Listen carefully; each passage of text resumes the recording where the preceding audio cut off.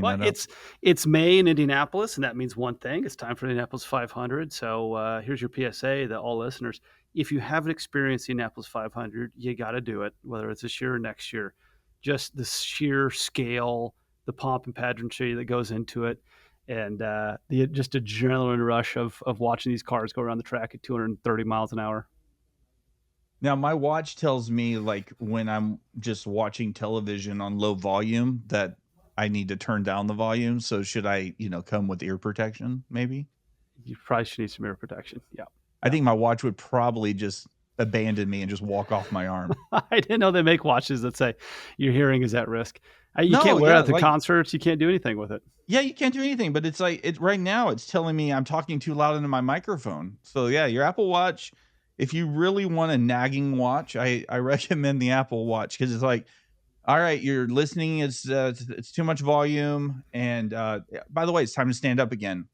And why are you eating that? It's like all the nagging that we really don't want, but we need.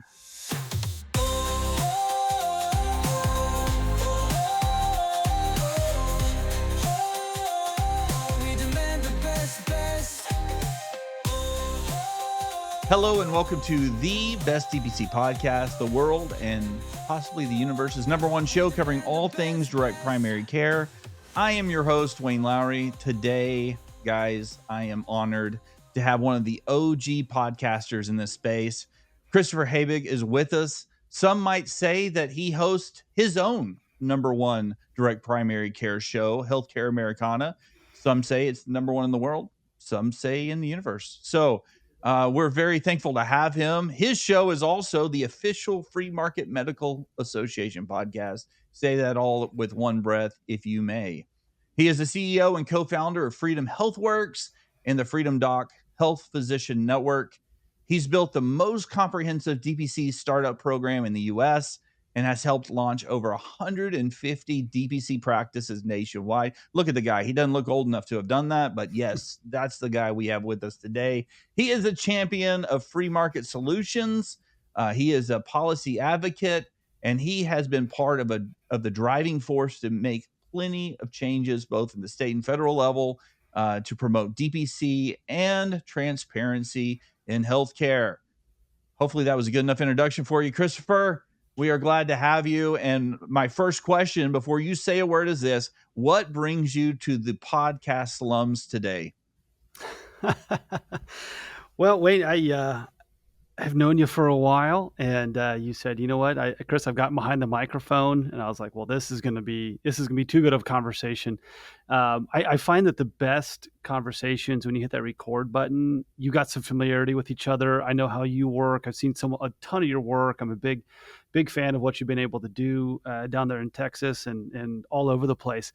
And so just having that interaction before and that familiarity with one another, I mean, that's where really a lot of the magic comes out. And hey, hopefully we can get something together that somebody listens and it benefits them or kind of gives them their own light bulb and said, hey, Chris and Wayne are nuts. This is the best way to go do it. And they go do it. And then we're all better because of it. Yeah, I mean, trust me, I'm thrilled to have you. I'm just trying to question your sanity to come down. Like, I'm literally hosting the Baltic Avenue of podcasts, and you're coming down off of Park Place. Like, you've come around the corner, you've passed go, and here you are in the slums. Well, But there was a great Tiger Woods quote, a few years ago that says, "When you have steak at home, sometimes you want to go out and have a hamburger." I don't know what context he was saying that in, but hopefully, I'm sure it was completely dietary. I'm yes, sure that's what he was talking absolutely, about. absolutely. A good diversity of nutrition as they teach you in the the health space. So let me ask you to talk a little bit about podcasting in general, because I mean you have been in this space for a long time, and your podcast Healthcare Americana, I will tell you, when I first entered into the DPC space and started learning about direct primary care, even before I was working with Frontier or doing working with other organizations in this sector, I knew of your podcast, and I kind of tuned in to say, okay, so what is this? So what made you so many years ago decide to launch a podcast? So I think we're in like our sixth year doing Healthcare Americana now, and it's which is 20 evolved. years in DPC time. It really is. Yeah, yeah. It has evolved so quickly, right? And that's what's fun about doing your own show is, you get some people on there and I say, hey, it's not radio, it's we edit it and it's our show, so we can have some fun with it, right? Like I want you to kind of put those walls down. And a lot of my guests early on, this was the first interview that they ever did, and so they were real nervous about it. But what we found out we needed to do, I got started in the whole DPC world back in about 2014, really hit our stride and started going public. Not public as like a IPO standpoint, but doing Not business yet. outside of kind of homegrown initiatives here in about 2016, 2017. Yeah, not yet. 2017. And if anybody ever heard of what we were doing, it was a surprise to us. And so the only publications, the only type of press that this industry was getting was like hit pieces from PBS talking about these selfish doctors are only caring for rich people and abandoning patients and self-selecting for healthy people. I mean, they were complete hatchet jobs. And so what we toyed around with was, well, why don't we just go ahead and start our own like media wing? Go out, interview doctors that are doing this, show that in the real world that this isn't a bunch of evil, selfish doctors just sitting back taking care of rich people and thumbing their noses at everybody else. Like these are people who are actually integrated in their community and actually give a about all their patients and want to break down any type of roadblock and barriers to seeing them. So we just started telling stories, Wayne. We really did. If you go back in our archives and start listening to those first dozen or so, those are all like clients of ours and people that we interacted with on the medical side and the business side day in, day out. And it really wasn't until about a year later or so, we started branching out and we were doing in-person interviews. And then we're like, how do we get people outside? We were doing Zoom interviews and that was horrible. We then COVID happened and everybody was used to doing virtual stuff. And so the podcast, like the the accessibility to industry leaders like grew exponentially, because everybody's used to being able to be virtual, all that kind of fun stuff. And so we branched out away from physician stories because that was the only way to get those stories and experiences told. We started interviewing politicians and business owners and, not just doctors and patients. And so that's really where we've gone. And so, today, if someone tunes in and listens, we try to educate about all things in this industry. And what I always tell people is that, you tune into Healthcare Americana to learn that there is a lot of hope out there in US healthcare, and also to educate yourself that there's a completely different industry that is growing and percolating underneath the radar. And I think that's the most exciting part about being able to do that show is talk to people that are on the cutting edge of their fields, whether that is drug manufacturers or whether that is government policy or whatever the heck it is. It's a lot of fun to sit across from a screen from somebody with a microphone and say, tell me how you're changing the world. How'd you get here? And hopefully I'm doing enough research where I can add to the conversation. But that's really what we've been doing in the last half decade or so, and people still tune in. So I'm thankful for that. Yeah. Well, one of the things I said at the beginning, that, you know, it's really impossible to know who has the number one podcast, right? I mean, analytics are pretty hidden. So, I mean, some might say mine's better. I don't know. I don't know. I'm just hearing it from some people, my mom. But I think your podcast, I think you've got a lot of legs to stand on, and the guests that you're bringing in are great quality. So, I am, again, all joking aside, really happy that you've joined us. And podcasting is such a great medium to introduce a concept, and it's obviously taking off.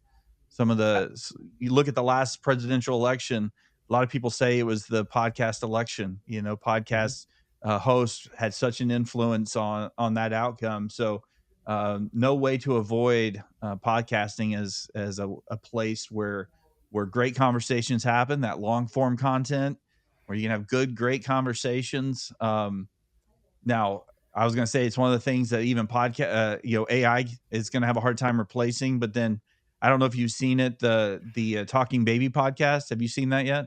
No, I haven't, but we've toyed with some different AI capabilities, just to see what's out there, and it's pretty remarkable.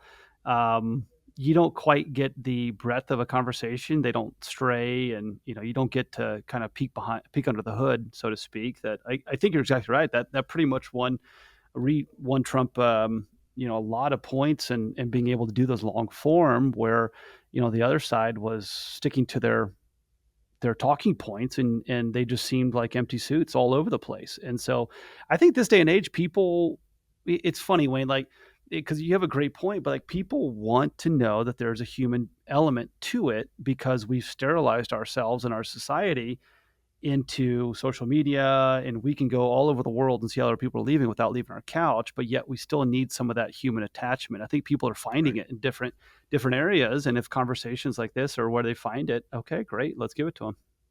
Yeah, love it. So, you did not start as a podcast host, right? And so you didn't start with Healthcare Americana or Freedom Health Work. So before that, let's talk about your journey. What brought you into the healthcare space? You're an entrepreneur. Like, let's just throw that out there. Like, I've known you long enough, and I've seen what you've done. You're a business guy. You're an entrepreneur.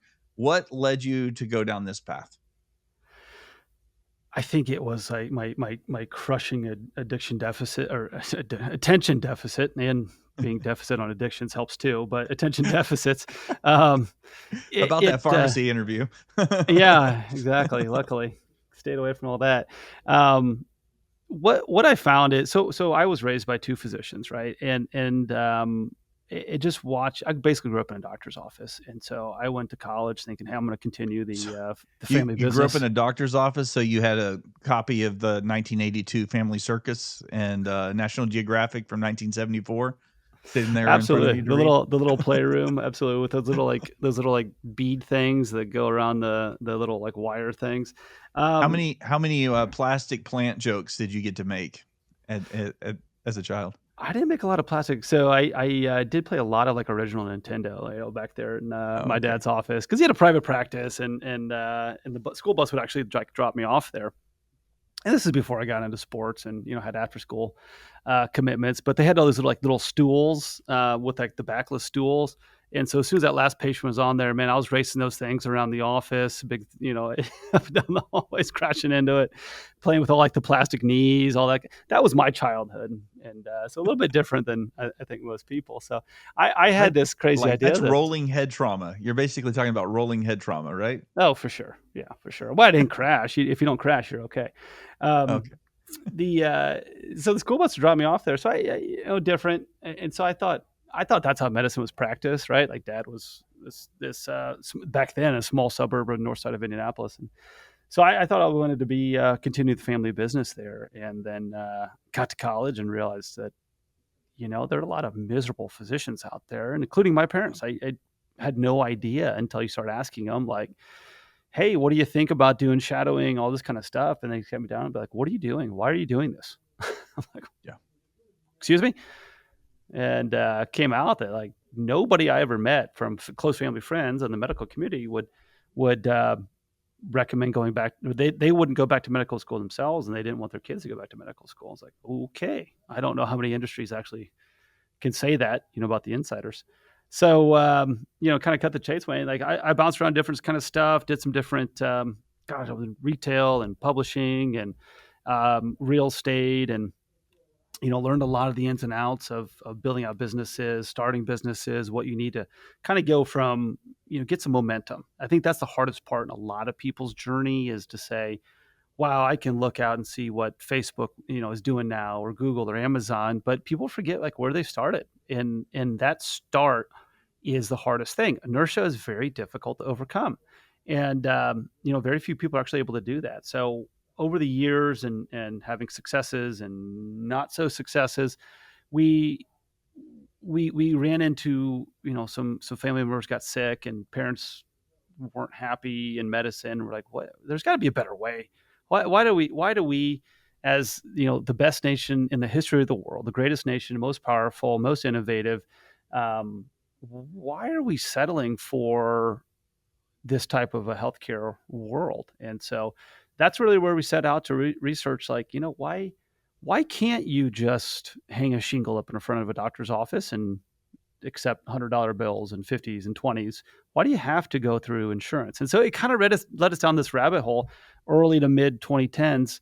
And so we found some willing guinea pigs that wanted to roll out with this kind of a model back then, which was not as pervasive as it is today by any means.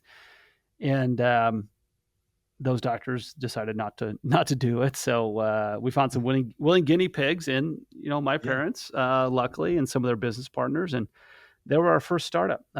We took them through the entrepreneurial journey and got them over the hump early and said, there's a business model here. Because we started interviewing doctors all over the country, and they're like, yeah, I didn't know I had to pay a payroll tax, or I didn't know I had to do this or this or this, until the IRS showed up at my door. I'm like, holy cow, there's Yeah. so much regulatory environment to navigate that, that's what we started doing. And then from there, we grew into an operational consulting platform, not just like the startup side of it. We've added marketing on, we've added all these different types of stuff. And now we're doing a lot of virtual practice management that, it's our team call centers picking up and answering the phones and calling people back and doing pre-authorization, all these little pain points that make the practice of medicine, unbearable to a lot of physicians. If we can take that off their backs, we get a lot of happy doctors, and we get a lot more doctors looking to go practice medicine rather than trying to go into administration. And I think we all get to benefit from that. So it's kind of a long, winding journey, Wayne. This idea kind of hit us like a wet newspaper on a windy day, and we try to get away from it, and it keeps coming back to it. So I don't know if just because healthcare is in my blood or what the deal is, but we're pretty committed, and we think Yeah. that our group and other groups out there, this is the way to go. Yeah, well, let's talk about your groups. So again, like I mentioned, you've kind of got a couple of things going on besides the podcast, and again, the podcast, for those that don't know, it's very informational. Your people that tune into your podcast, they're going to learn things that that they didn't know going in. Whether you're a DPC doctor who's looking for some additional things to add into your program, or if you're in traditional healthcare just trying to see what kind of options are out there, you're going to pick up something through that podcast. But you've used that as a platform, as anyone that has a podcast, you're using it to build an audience, and in that audience you're showing credibility, but you're leading them down this path to give them some solutions to their pain point. I want to take a quick break to talk about bestdpc.com. Are you a doctor looking to break free from the headaches of insurance and take control of your practice? Or maybe you're an employer searching for an affordable healthcare solution that actually works. At bestdpc.com, we cut through the noise and connect you with the country's best direct primary care clinics. Whether you're a patient tired of surprise medical bills or a physician ready to build a thriving membership-based practice, we've got the tools and resources you need. Find the best DPC doctors near you, get expert advice, and take the first step towards a better healthcare. Visit bestdpc.com today and see why direct primary care is the future of medicine. That's bestdpc.com, because great healthcare should be simple, affordable, and built around you. And two solutions that you have come up with that are obviously impacting the pain points of a lot of the providers are tied into, as you said earlier before we started recording, two sides of the same coin. You've got the Freedom HealthWorks, and then you've got Freedom Doc Model. And so would you mind, maybe let's start with Freedom HealthWorks, as I'm a little more familiar with that product. Can you talk a little bit about that company and what you're doing there? And then we'll transition over to the other project. Yeah, with Freedom HealthWorks, we talk about it as a platform or as a program. It's really a company that's built on a hub and spoke, really teaching people how to start up and operate their own practices. I'm one of those people. I'm not a huge fan of the term direct primary care. I don't have a lot of love for concierge either. I like the membership care. I like that kind of a language. Seems to get patients in the right type of mindset. So I know that's blasphemous for some people, to hear. But when we talk about our model, what we talk about is membership care. Hmm. And then there's a couple different splinters of what that could really be. So at Freedom HealthWorks, what we do is kind of three parts. First part is an incubator. We help build practices. Second part is what we call an accelerator. We help grow the practices. And then the third part is a network. So incubator, accelerator, network. We band all these practices together so that we have a united front when we go talk to vendors or we go talk to different groups around the country. We get better deals and we get better we have more opportunities, doors opening than practices just by themselves. So it's for doctors that really want to be independent owners. We don't have any equity shares or anything like that. We just help doctors return back to independent medicine. And what we're able to do with that is be a trusted partner, vendor for them, essentially, and get them the best deals because we're able to bring a much larger scale into the negotiations than they would by themselves. So, our best clients on the Freedom HealthWorks side, and we call them clients, they are clients. We get paid by the physicians that we assist and that we work with. They're the doctors that understand that their time is valuable. There's a concept called opportunity cost that most business people are very Hmm. familiar with that not a lot of physicians are. And so I am the biggest cheerleader in the world for docs who go out and start practices all by themselves and work in full shifts at the hospital and then get home and have to research and build and start up all this kind of stuff. Hey, that's great. If you can do it, awesome. Go do it. I could technically go build myself a new house, but I don't want to. It's not the best use of my talent or skills or time. And so those are the people we work with that want to do practices, want to get the practice up and going as quickly and efficiently and really cost effectively as possible. They're physicians that have the ability to invest in their practice and not try to um, really smother it in the cradle, because I've seen that happen so many times out there that physicians get some free advice, and free advice can be some very bad advice out there, and Yeah. try to But it's bootstrap cheap. everything.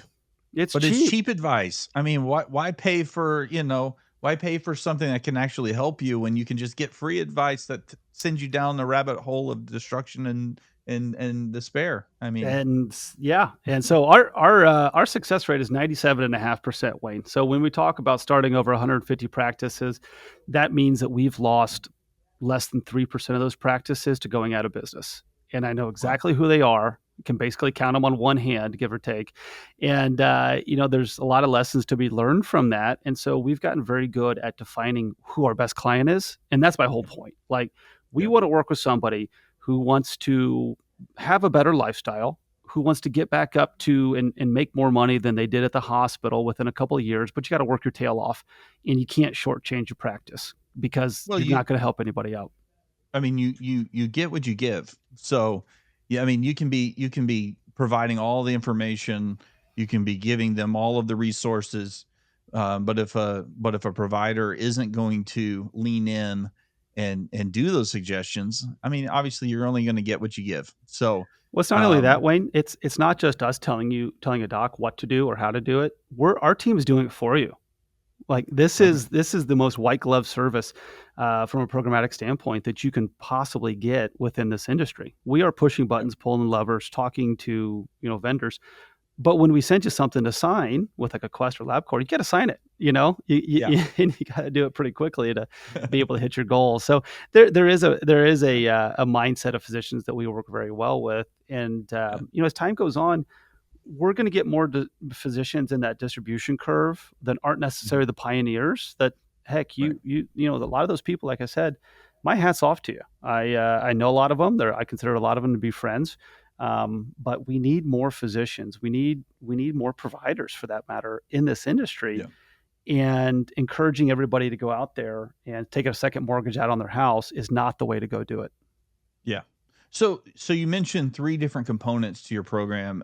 So let's kinda talk a little bit about those each step, just so when you use the term, in the, incubator, so, I would imagine there's several in that are listening to this podcast aren't gonna be familiar with that phrase. Those in the startup community totally understand it, totally with you.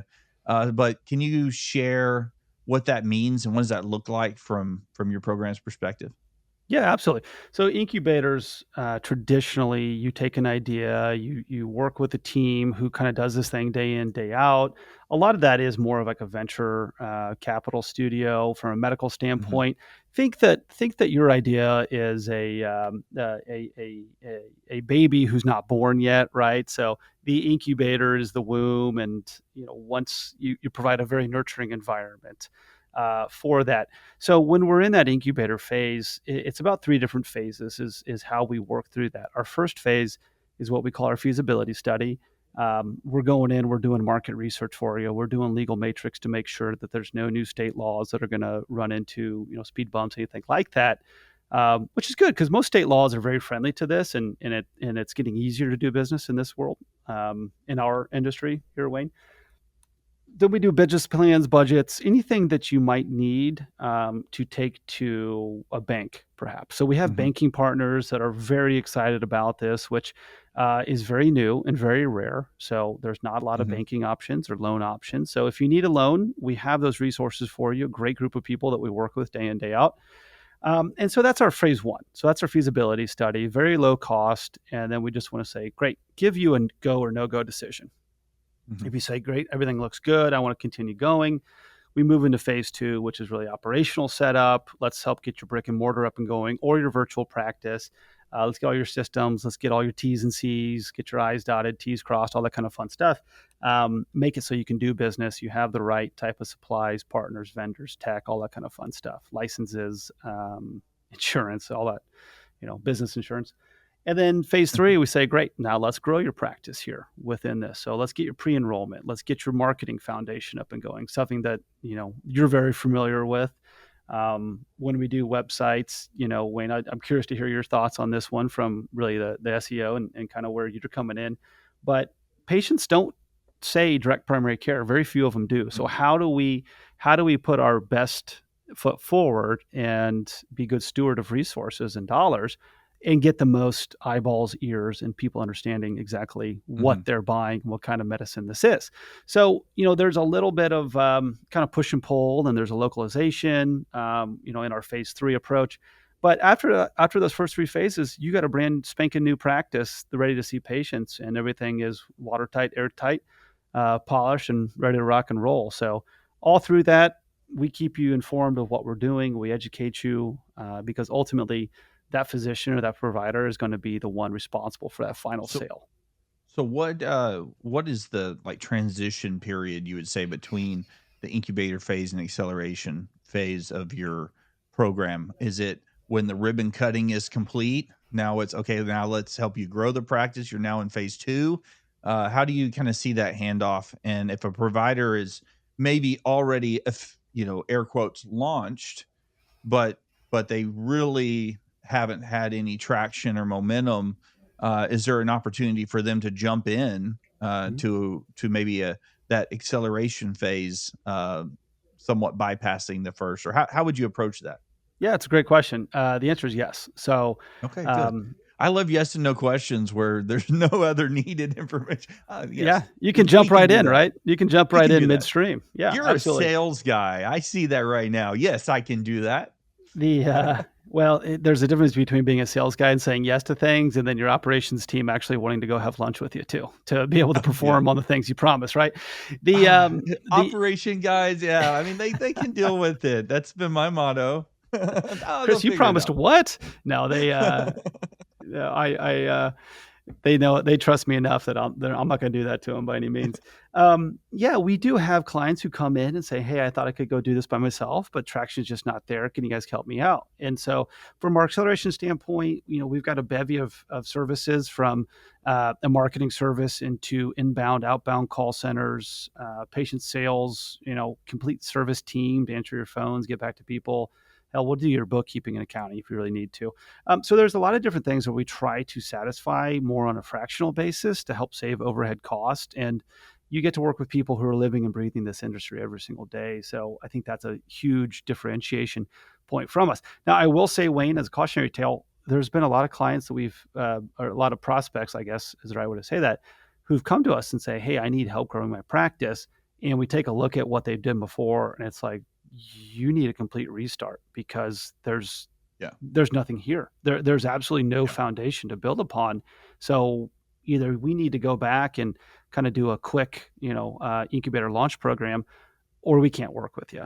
And those are tough Yeah. conversations to have. They really are. Yeah. Well, Everybody, you got to lead your client to the right stage and be honest with them. 'Cause the last thing you want to do is say, "Oh yeah, we can help you," like you said. Besides getting killed by your operations, then our credibility goes down the tubes because we're trying to build a house on some shaky foundation. You're not going to be able to do that. So, exactly. because And those are tough conversations. Everybody on my tough. team is a patient and like lives and breathes and understands and that this is the way we change the world here. And so to say no to somebody is like, man, is this, are we fulfilling our mission day in, day out when we have to turn down a practice that is struggling? So you take them in. Let's just say you've got the right business. Either they've gone through your incubator phase, or they come in and they're willing to, or good candidates for the acceleration. Talk us through. You said you do some marketing efforts. What are some of the things on top of that you do as a full spectrum during that phase? From a marketing standpoint, Marketing, yeah, yeah. We'll start there. yeah. So again, kind of in that incubator phase one feasibility, is this practice, is your area, is your ideas, are these legitimate, or do we need to go revamp everything, right? Then we Mhm. got the operational setup, and then we have, the kind of growth marketing standpoint. Um, we want somebody that is going to say, great, I don't need to invest tens of thousands of dollars a month, but you got to have a website that converts. I think that's the biggest Yeah. thing. You don't need to put War and Peace on your website. Most visitors are on there from anywhere from 60 to 90 seconds. They'll check out 3 pages. If you can't get somebody to pick up a phone and call you or text you, would even be better, or have a contact form or some way to grab information within a minute and a half, Mhm. you're going to lose that person. And so, what I always tell people is when we make websites, think of it as, last time you wanted to go check out a new restaurant, you pulled their website out. You're only looking for a couple different pieces of information. You're looking up Yeah. to see where they are, what their hours are, and what's on their menu. That's it. Yep. You rarely care what culinary school the chef went to. Hey, some people do, and that's great. But very few people will actually look that up. They want to know, how late are you open? Are there any specials, on the menu? And then how do I find you? And that's it. And And so unless you're looking for a Michelin, rated, but yeah, I would exactly, say most of the time, exactly. no one And cares. so I think, yeah, yeah, exactly. There's always exceptions, and I think by and large, this industry tailors towards those exceptions far too often and doesn't look at the rules. Rules Yeah. being the vast majority of people. What do the vast majority of people want from a healthcare standpoint? They want healthcare that is easy to experience. Now, what do I mean by that? Very few people out there, patients, will say, hey, my doctor just doesn't know what the heck they're talking about. They'll say, I got a Mhm. great doctor. Problem is, I can't go see him, or the staff is horrible, or the office is horrible, or I can't communicate. Things like that. It's the complaints about getting the care and the care experience. That's why patients are coming our way in droves. Because if you have somebody who's able to stand up, look somebody in the eye, shake their hand, offer them a coffee, a tea, or water, that's a patient experience, right? Um, Yeah. and get them in the office. So that's a lot of our program is kind of those soft skills. When I talked Yeah. about the our clients are going to be responsible for that final sale, we will do everything we can to bring somebody to the practice, have them sit down, schedule those initial visits, introductions, meet and greets, whatever you want to call them. Yeah. Ultimately, we need our clients and our docs to be able to walk and chew gum at the same time and put forward their value proposition of why they should join the practice. That's tough. That's a lot. Yeah. That's a lot of salesmanship that is a skill that needs to be learned, and not everybody has that, and that's okay. If So if independent practice isn't for you, that is perfectly fine. There are a lot of different ways to get in this industry too. now one of the things you mentioned as well is you have a network, and as this network, um, explain what you mean by network. If you're coming from a carrier perspective, a network typically, in the insurance space may mean one thing. What do you mean by a network? A group of physicians in different locations who are working together.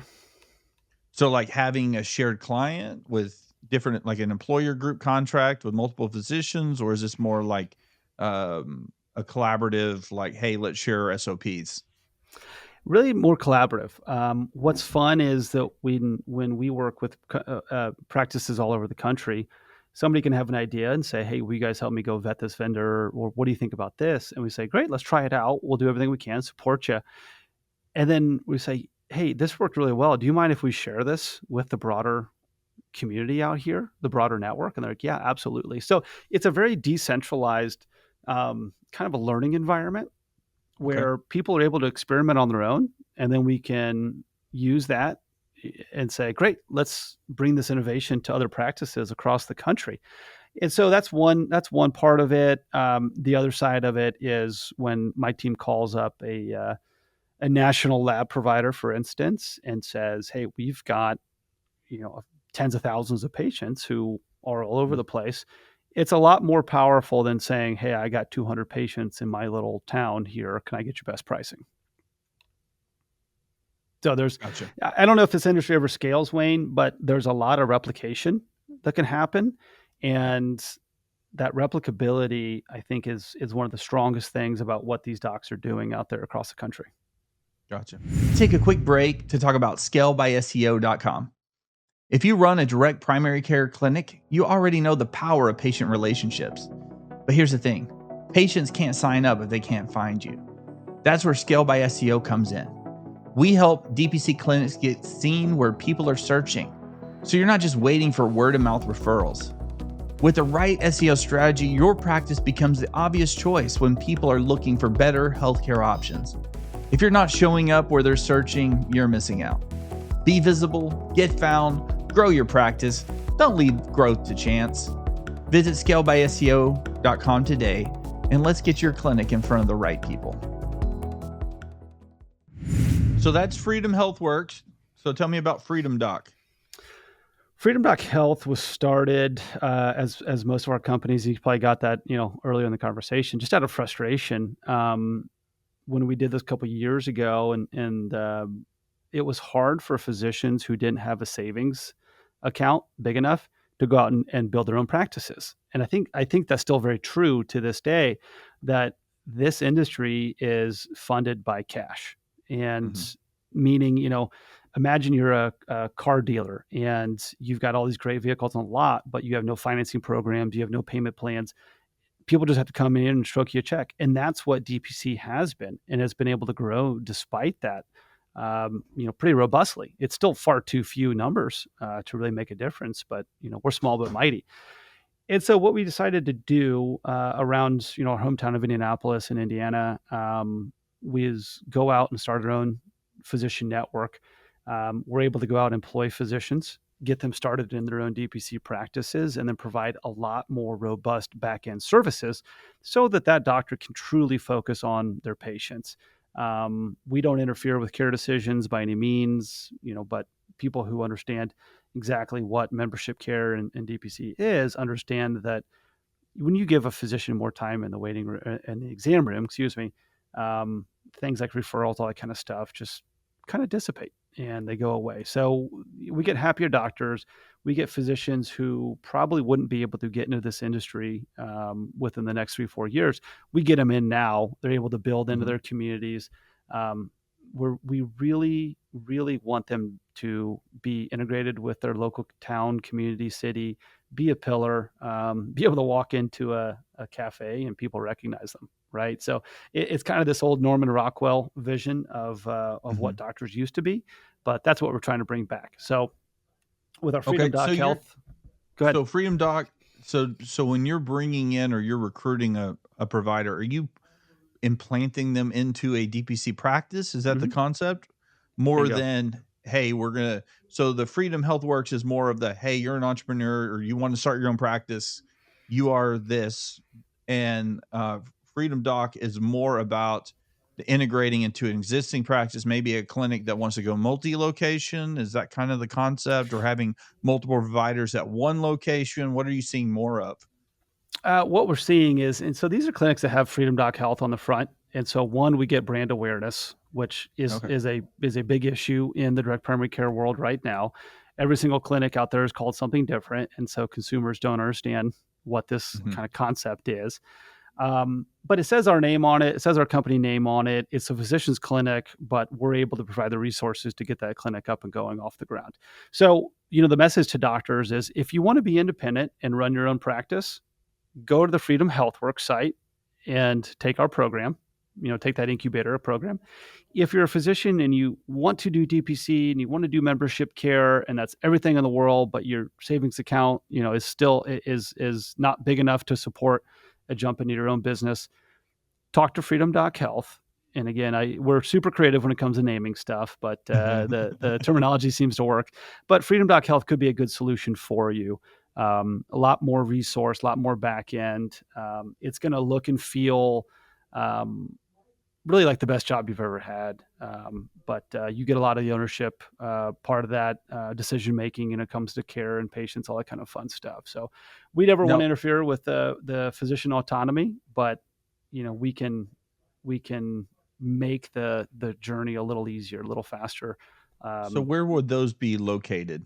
Right now, you said just in your area, or is this nationwide? So right now, just around central Indiana, we got a pretty aggressive growth plan for the rest of this year and moving into 2026. So we'll start branching out into different states. We keep an eye on the political landscape. There are a couple states where we're like, no and hell no, we would not go in there. And then some other states that are very friendly and don't have a lot of physicians. So we can't go there. So we got to kind of pick and choose our shots right now. There's a lot of eyeballs looking at this type of a model, luckily. And we have an audience from entrepreneurs to policymakers, but as of right now, Wayne, we've been completely internally funded. So we're not beholden to any outside entities or anything like that. If we see a good idea and we want to go do it, then we go do it. Yeah. Awesome. Well, let me ask you a little bit before we wrap up. What do you see kind of the vision of the free market? What are you seeing as far as from a political standpoint or policy standpoint? What are some of the things that you're seeing? If you were to look into the future, next 5-10 years, what are you seeing, both the good and the bad? I think we'll see a lot of, this is going to sound funny, but a lot of innovation coming from the tax code. I think we start to see health insurance decouple from employment. That's a scary conversation right now at the federal level because the current administration and legislators don't want to strengthen the ACA, but that is the only really private market out there. So I think there's a huge opportunity coming for associations and health shares. If employer plans are no longer tax advantaged, why would an employer go through the expense and the pain in the rear end to go do that? So I think there's going to be a huge movement into individual health plans, whatever they look like. And that will open up the market for local decision making. I think we see a lot of trends and a lot of finger pointing at like private equity and stuff. There's a lot of bad private equity, but they're painting with too broad of a brush. And so we need investment. We need dollars in this industry. The fact that it's gotten to this point, just kind of bootstrapped practices all over the country is fantastic, but it's not enough. It's too little. And I hope it's not going to be too late. But there's a lot of ways we could go with it. So your point is, I think we see a strengthening in the individual markets. I think we see a stronger patient consumer mentality when it comes to healthcare services. I think we see physicians that kind of go back to wanting to sit down and looking patients in the eye, and we're already seeing that a lot. So there's a lot of different payment reform being talked about. And I guess the one thing that I wish people would stop talking about in Washington is that fact that, people are going to talk about healthcare reform and all they're really talking about is insurance reform. So that just drives me nuts, but it's easier to do stuff with the states. States are good. States are doing what it takes to help out their patients and doctors. And I'm thankful for that. And so I think we see that momentum continuing, Wayne. I really do. Yeah. Well, you're a tech forward, tech leaning guy. So I'm going to ask you some tech questions real quick. So, tell me about your tech stack, not necessarily your proprietary tech stack, but what are you using like on a daily basis to run your business? So from a clinic standpoint, We have an EMR, we got a messaging app, and we've got an administrative platform. We don't mandate which ones those are. There's some that are better than others, and there's some newcomers that are really exciting. Um, the AI revolution in healthcare is, I think, behind the eight ball. If I get another email about an AI scribe, I'm going to lose it. Like when I talk about AI in healthcare, like I want to know, if I'm a doctor, are my patients getting healthier? Help me analyze Yeah. the data. Help me crunch the data. Help me provide a better care Yeah. experience. So I think we got a long way to go from that standpoint. Um, from our service company standpoint, from Freedom Health Works, we use CRMs to make sure that no patient prospect ever falls through the cracks. Um, So, so what CRM, what suite are y'all using on that? we Y'all use using HubSpot. HubSpot? We got the enterprise HubSpot, and it's great because it allows us to switch between different departments, business, that kind of stuff, business units, as they call it. But we can track all of our client practices in there, and it collects everybody, all their names. So we're not doing like post-it notes or anything like that. So one of my favorite questions to ask a doctor is how do you when somebody calls you and is interested in the practice, what do you do? What's your process look like? And 9 times out of 10, it's, well, we just kind of put a post-it note and wait for them to call back. It's like, oh goodness, it's Yeah. you can't run a I modern don't day know. business like that. I was gonna say your mouth will be watering at that opportunity right there. How about if I told you there's a way to actually contact them if they've contacted you? It's called a hot lead. Let's talk about workflows. Let's talk about deal pipelines. Let's talk about multi-touch points, multi-channel touch points. Let's talk about all this kind of Yeah. stuff, right? Yeah. Let's make sure Yeah. they give us a hard yes or a hard no. How about that? So you're fully stacked up with HubSpot, right? Because I mean, Mhm. that's going to have everything. If that, what about as far as from a organizational perspective? Are you using, um, are you a Google guy? Or are you using something else? Yeah, we do. We use Google. Websites are all built in Squarespace, which has been very good Mhm. for us and be able to help clients out from that standpoint. Day-to-day task-based operations internally, we're a big fan of Monday.com. They do Mhm. a great job, have a lot of automations built into it, and a lot of great reporting comes out of it. Yeah. We've learned that the worst thing we can do for any type of our clients is not show them the work that we've been doing, because then questions start to ask. And I could put $1 million into a doctor's pocket, and if they don't see the right report, then they start to question the value of our team, and I don't want that to ever happen. Yeah. Well, you're talking about AI. So, different people I talk to, they've gotten to the point now where in their practice or in their business, they mandate everyone having either a ChatGPT or Gemini or a Claude or a Grok.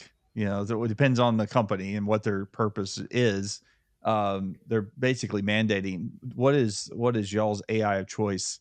What are y'all using or mandating for your own company? We bounce around. We're okay letting people kind of figure out which one they want best, because our marketing team wants something different than so an operations team. What we do say is that we need everybody to be able to be able to have prompts, be able to understand the prompts. It's not Right. necessarily saying, "Hey, I need to know everything about AI," because you really don't. But you need to know how to get the answers you need out of it. Yeah. Whether that is learning a new system that I think AI can do, and not a lot of people use it that way from my experience and conversations. I think people rely on AI a lot for like content and stuff, and that's okay. Mhm. And I think it's become obvious that if an email is written by AI versus a person Yeah. right now, and they get all the Well, if emojis in there and stuff, it's like, come on, I mean, quit you doing don't that. send a professional email with emojis. I love my favorite is like the opening sentence. If the opening sentence is in, it's like based on this digital landscape or in today's digital world, you're like, okay, all right, I know who wrote this. Or they give the So executive summary. The following is a summary of blah blah blah blah blah blah. So yeah, yeah, you just gotta be able to learn how to write prompts, and you yeah, got to be able to put time in it to double check it. And yeah, I think that is hard for people these days. That you got to move so fast and do all kinds of different things, or we're just lazy. That yeah. you don't want to learn how to actually get the questions that you need. And I don't think people realize that, and this is kind of scary, Wayne, but people don't realize that Yeah. you can type a prompt into all those kind of stuff, and then you can ask it to double check its work, double check, triple check, and then cross reference stuff. And it does Yeah. usually a better job, but people just copy and paste and go. And so I think we see a lot of errors. I don't Yeah. like the word hallucinations, but you see that every once in a while. But Yeah. I think there's a lot of potential in AI in business right now on data reporting. Yeah. We've been doing a lot of like data crunching. Recently, I don't know why I did this, but I got pissed off at coming out of a meeting on a policy, and I downloaded all the Indiana State Medicaid claims data and just started crunching all the numbers with using some AI tools and comparing them to like what our pricing was, what Yeah. like some other partners, cash surgeries partners like ours, what our pharmacy costs were. And honestly, Wayne, like I came back with these reports that said, Indiana's Medicaid budget is like $21 billion each year. If they switched and did a better job selecting their vendors that aligned more closely with our industry, Mm-hmm. they'd save a third of that every single year. They would Yeah. save $7 billion by doing mail order pharmacy with a slight markup. They'd save $7 billion by using primary care to avoid ERs, by doing cash pay Yeah. labs, by sending surgeries into transparently priced surgery centers. $7 billion. And that's just Indiana alone in a year. Yeah. And I'm like, okay, well, Congress, here's your savings. I don't need to read about the headlines of, pushing Medicaid patients off cliffs. Here's your savings. That's how much waste is in this world right now. Yeah. But point is, like, that's what AI can help out with. I think there's a lot of industries coming up soon that they're going to change. I don't think they're going to go away, but they're going to very much change, because that report 2 years ago probably would have cost me, I don't know, $10,000 to $15,000 to do, and I did it within like 3 days. Well, there's a lot of advantages. Like you said, the only challenge is make sure you're cross-referencing your data points. Mm-hmm. That's one thing sometimes you learn, you start doing the math yourself and you go, how is this 130% of something? That math doesn't work. But commas and as long as decimals, you can check right? your work. Yeah. Yeah. So, before we wrap up, I want to ask one last question. It's back on the podcast. I was going to ask, who is your best and worst podcast interview you ever had? But then I was afraid you would throw my buddy Joe Wilson under the bus. So I'm not going to ask worse, because we already know it's already Joe Wilson. But best, who would be the best in your mind? I think one of the best. So there was, and this is from my standpoint, and Joe's episodes are very good. So if nobody's listened to those, like, they're very good, because for Joe and Frontier, they bring data, they bring numbers, they're able to show it. And Frontier's one of those few shops. No. Here's the thing. Here's the thing. I wouldn't say this otherwise. I said this is my podcast. We're not going to brag on Joe Wilson, because I don't want to hear it from him. Okay. I don't want to hear it from, I don't want that ego. I mean, he already thinks he owns the neighborhood. Okay. Drives around in his truck, honking at my house. You'll delete this later. So this is kudos to the work you've been doing too. Okay. So go ahead. there's a pervasive mentality in the benefits world that DPC and primary care will save an employer money 2-3 years down the line once everybody's healthier.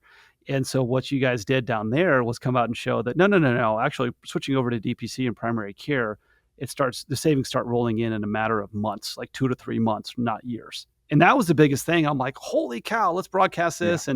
And I know you guys are on the stages talking about that, and we're at FMMA, and everybody was talking about that, presentation. So it's a good thing. From one of our most memorable episodes, I'll say this. I went into this episode. It was about blockchain. It was about health records and blockchain, and this was a couple of years ago. And I remember this because I don't know if somebody looked at this and be like, hey, this is Chris's best episode or what, but I know that, like, I've heard from people be like, yeah, you could definitely tell, like, Chris, like, you were out at your skis, but like, you helped get there. You're asking the questions that people had about blockchain and the security. What it came down to was this company was basically democratizing patient data by giving it back to the patient and saying, your patient health data is owned by you, not by the hospital, not by the system. If you choose to monetize it, that's up to you. But you're going to get, it wasn't exactly a thumb drive, but all your data is going to be with you. And if you want to sell your lab results for some study, you should be able to go sell your lab results for some study, not the hospital itself.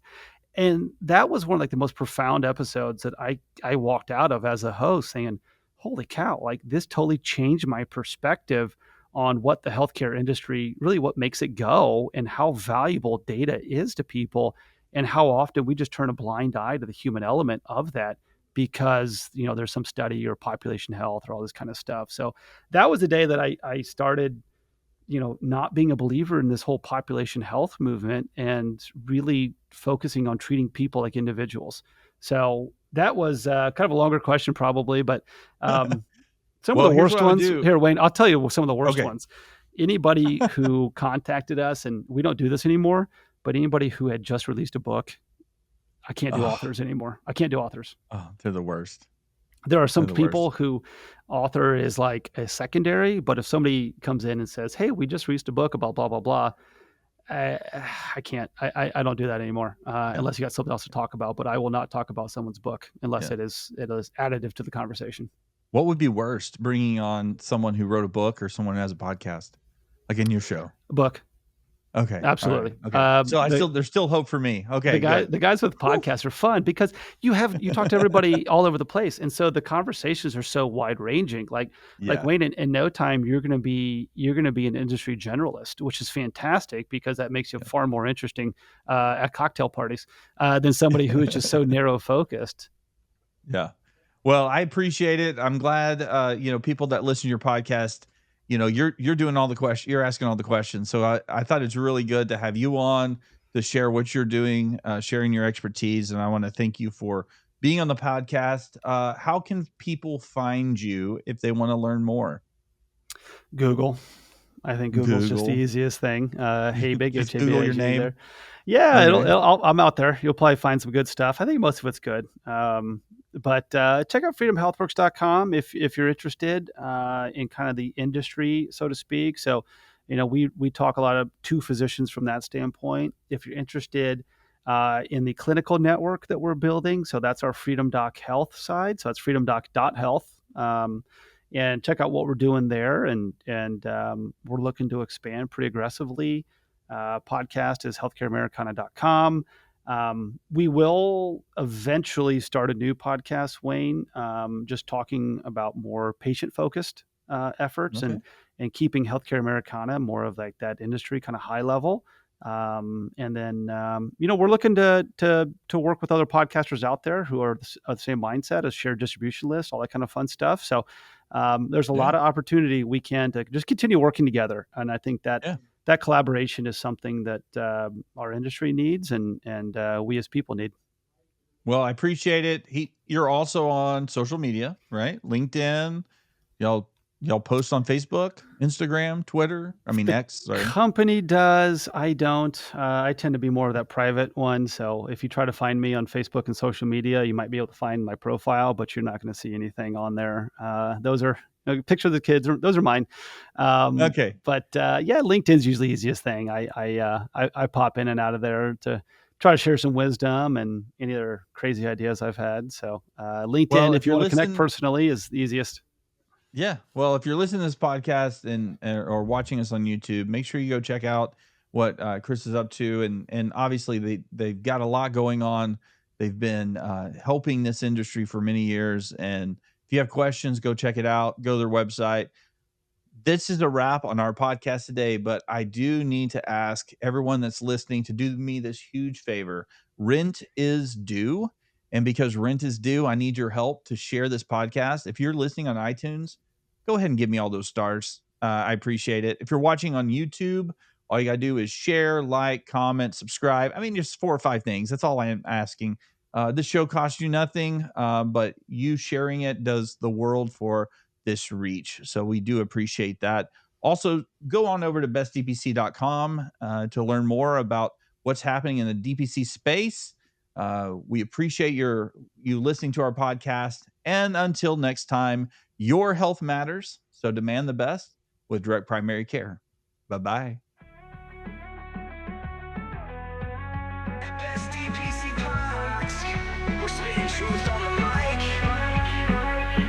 American healthcare stinks. A maze of red tape and greed that's out of sight. It's time for new choices. A revolution in care where every heart